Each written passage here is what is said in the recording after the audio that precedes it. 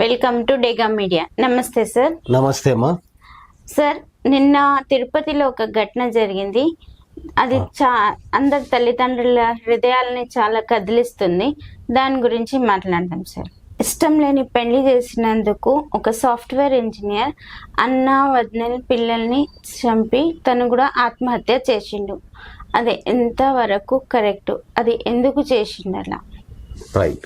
So ఇది మనము చాలా ఖండించాల్సినటువంటి విషయము. కారణాలు ఏమైనా కానీ కొందరి నిండు జీవితాలను క్షణికావేశంలో కాదు చాలా ప్లాన్డ్ వేసి మరి అతి క్రూరంగా చంపినాడు. ఎంత అంటే అంటే కనుక ఇది ఇష్టం లేని ఒక పెళ్లి చేసినారు అని చెప్పి అన్నటువంటి మనకు వార్తలు వస్తున్నాయి. కానీ అది దానికంటే వేరే కారణాలు కూడా ఇంకా ఉండొచ్చు అన్నది నా అభిప్రాయము. బట్ ఏది ఏమైనా కూడా అంత దరిద్రమైనటువంటి ఆలోచన స్థితిలో ఇప్పుడు ఉన్నటువంటి యూత్ అయితే ఉంది అన్నది మన కళ్ళ కట్టినట్టు ఇలాంటి సంఘటనల ద్వారా మనకు కనపడతా ఉంది. అంటే ఎప్పుడో 2019లో తనకి మ్యారేజ్ చేస్తే కొన్ని అనివార్య కారణాల వల్ల అదే ఇంక ఇష్టం లేని పిల్లతోటి దాన్ని ఏమంటారు కాపురం సరిగ్గా చేసో ఏమన్నా గొడవలు పెట్టుకోనో కావాలని డైవర్స్ అయితే తీసేసుకున్నాడు. తన లైఫ్ అయితే తను బాగానే చేసుకుంటా ఉన్నాడు. కానీ మరి ఆ తర్వాత ఏం జరిగింది ఎప్పుడు దాని గురించి అంటే ఒక మనిషి స్థితిగతులను మనము ఇక్కడ అర్థం చేసుకోవాలి.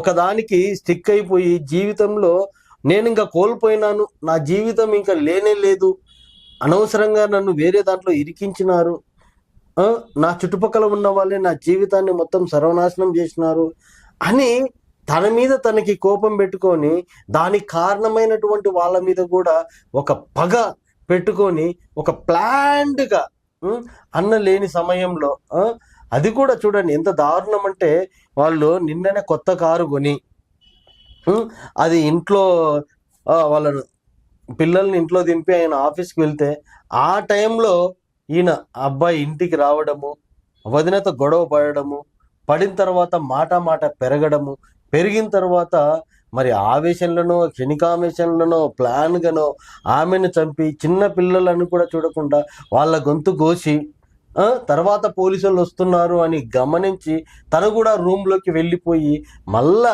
ఆత్మహత్య చేసుకొని ఇదల్లా అంటే సమాజానికి ఏం మెసేజ్ ఇద్దామని వాడి ఆలోచన, వాడి సైకోయిజం అన్నది ఇక్కడ బయటపడింది మనకి. సార్, ఇందులో మీరు సైకో అన్న ఒక వర్డ్ వాడారు.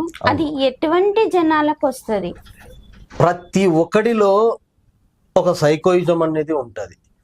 ప్రతి ఒక్కడిలో ఒక మంచియిజం అన్నది ఉంటుంది. ప్రతి ఒక్కడిలో తగ్గే గుణం ఉంటుంది. ప్రతి ఒక్కడిలో పెరిగే గుణం ఉంటుంది. మనిషి అన్ని రకాల గుణాలతో ఉంటాడు.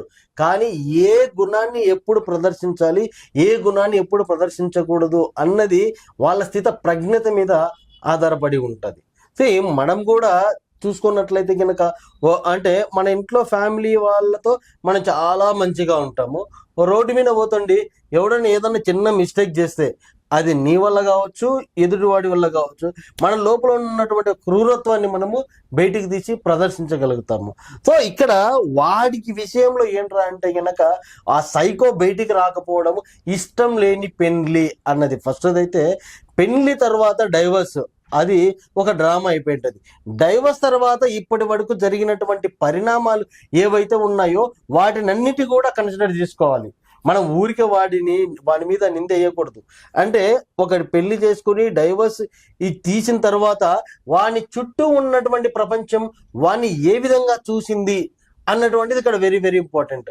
ఆ చుట్టూ ఉన్న ప్రపంచం విని ఆ చూసేదాన్ని బట్టే వీని లోపల ఉన్నటువంటి సైకో అనేటోడు బయటికి వచ్చేసి దీన్ని ఎట్లనైనా కూడా నా లోపల ఉన్నటువంటి బాధను ఎట్లనైనా కూడా నేను తీసేసుకోవాలి అన్నటువంటి అంటే వాడు సాఫ్ట్వేర్ ఇంజనీర్ అందరితో మంచిగా ఉంటాడు, వాడు శాలరీకి ఏం చేస్తున్నాడు అంటే నాలెడ్జ్ ఫెలోనే, కానీ ఒక అభద్రతా భావం మన లోపల ఉండి దీనికి కారణమైనటువంటి వాళ్ళందరినీ కూడా నేను ఏదో ఒకటి చెయ్యాలి అన్నటువంటిది అక్కడ ఏదో ఒకటి చెయ్యాలి అనే ఆలోచనే వాని లోపల ఉన్నటువంటి సైకో అన్నది లోపలికి వచ్చి వాడి మంచి చెడులు అన్నిటిని మర్చిపోయి అక్కడ ఈ అంటే చంపడం అయితే జరిగింటది అన్నదే నా అభిప్రాయము. పెళ్లి జరిగి చాలా సంవత్సరాలు అయిపోయింది కదా సార్, అవును.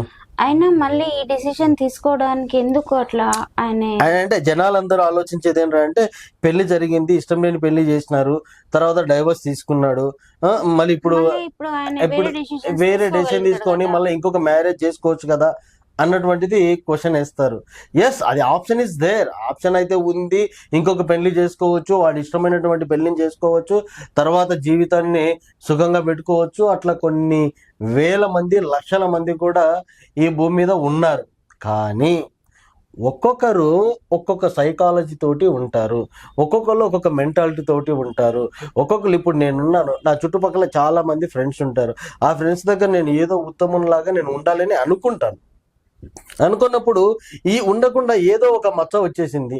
ఈ మచ్చ వల్ల అందరి ముందు నేను ఒక వేస్ట్ గాడిని అయిపోయినానే అన్నటువంటిది ఆలోచన చాలా మందికి 90% పీపుల్కి ఉంటుంది. ఒక 10% ఆఫ్ పీపుల్కి ఎలా ఉంటుంది?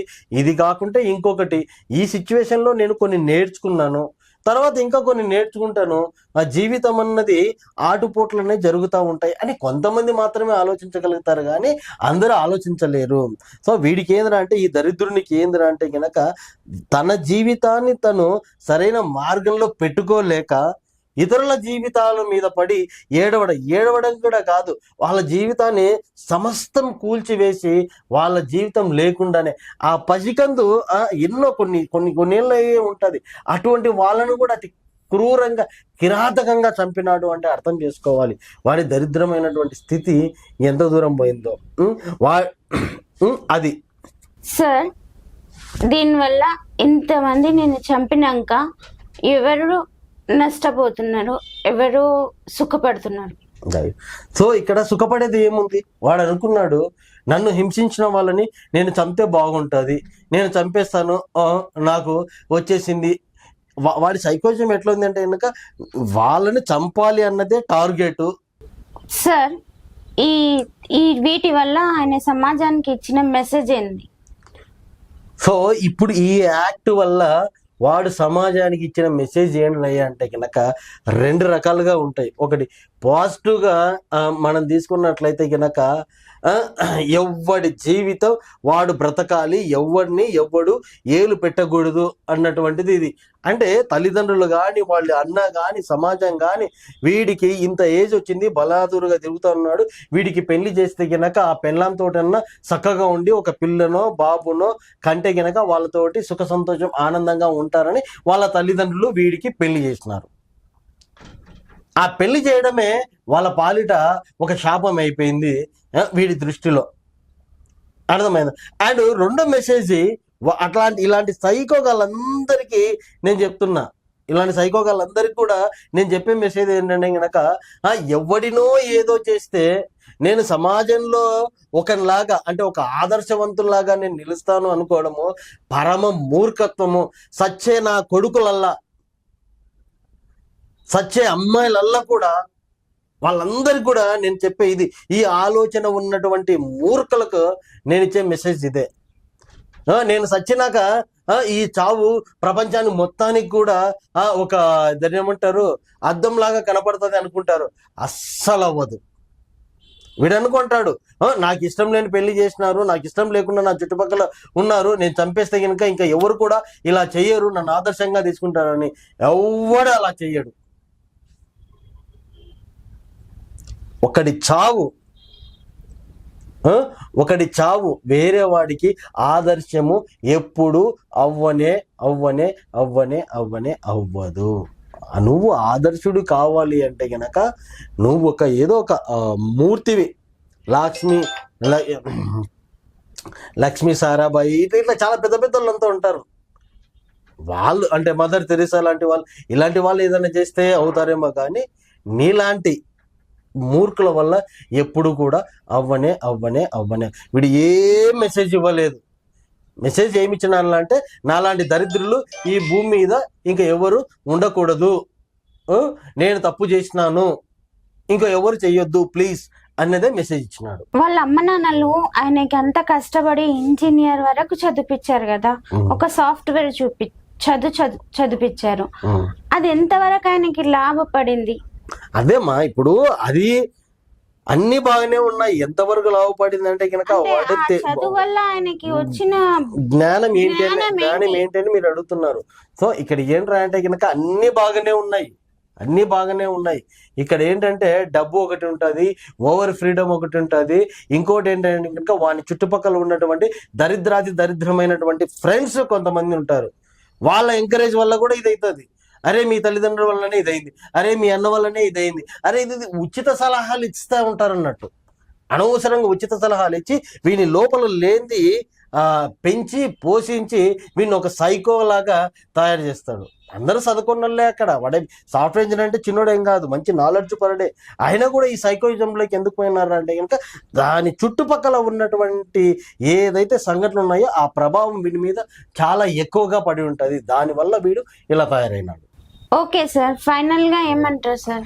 సో ఫైనల్గా నేను ఏమంటానంటే దయచేసి ఎవరైనా కూడా ఓపెన్ మైండెడ్గా ఉండి మీకు ఏది కావాలో మీ పేరెంట్స్ కానీ మీ ఫ్రెండ్స్ కానీ లేకుంటే సొసైటీలో వీడు నాకు సజెషన్ ఇస్తాడు అనుకున్నోనికి అడిగి డెసిషన్ తీసుకొని, నీకు ఇష్టం లేకుంటే నువ్వు దూరంగా పోయి, ఈ గవర్నమెంట్ కానీ ఈ సిస్టమ్ కానీ నీకు ఫ్రీడమ్ ఇచ్చింది ఎలాగైనా బ్రతకొచ్చని కొంచెం నీ లైఫ్ను పోరాడితే గనక ఇక్కడ ఎంత సుఖం కావాలంటే అంత సుఖం దొరుకుతుంది.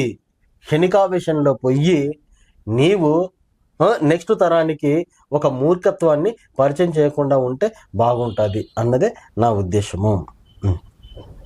చాలా మంచి మెసేజ్ ఇచ్చారు sir. Thank you very much. Thank you.